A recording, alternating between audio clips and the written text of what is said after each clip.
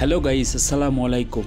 অত্যন্ত দুঃখের সাথে জানাচ্ছি যে যারা সাকিব প্রেমী আছেন কিংবা সাকিব ভক্ত আছেন তাদের জন্য অত্যন্ত দুঃখের সংবাদ।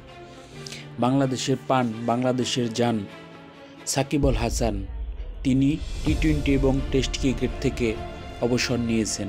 শুনে হয়তো আপনাদের সবার অনেক মন খারাপ হচ্ছে, কিন্তু ভাগ্যের নির্মম পরিহাস, কিচ্ছু করার নাই। হয়তোবা তিনি এই মুহূর্তে টেস্ট কিংবা টি-20 খেলার জন্য নিজেকে উপযুক্ত মনে করতেছে না। তিনি আগেই বলেছিলেন যে যতদিন তিনি ড্রাইভিং সিটে থাকবেন ঠিক ততদিনই তিনি বাংলাদেশকে চাপড় দিয়ে যাবেন।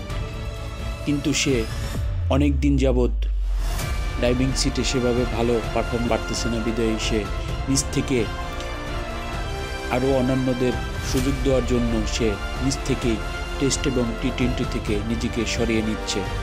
পারিপার্শ্বিকভাবে সে এখন অনেক ঝামেলার ভিতরে আছে। তিনি বেশ আগে বলেছিল যে ক্রিকেট তার সাথে তেমন ভালোভাবে যাচ্ছে না, সময়টা খারাপ যাচ্ছে। এর জন্য হয়তোবা সঠিক সময়ে সঠিক সিদ্ধান্ত তিনি নিয়েছেন। সাকিব ভক্তপ্রেমীদের মনে হয়তোবা কষ্ট লাগতেছে যে তাদের প্রাণপ্রিয় খেলোয়াড়, বাংলাদেশের জান, বাংলাদেশের প্রাণ সাকিব আল হাসান এই মুহূর্তে থেকে টেস্ট এবং টি-20 থেকে তাকে আর কোনোদিনও দেখা যাবে না আন্তর্জাতিক ম্যাচে। কিন্তু তিনি আশ্বস্ত করেছেন বাকি সব ফরম্যাটে খেলা তিনি চালিয়ে যাবেন। বাংলাদেশের বিপিএলে তাকে দেখা যাবে ইনশাল্লাহ। সবাই সাকিব আল হাসানের জন্য দোয়া করবেন। আসসালামু আলাইকুম।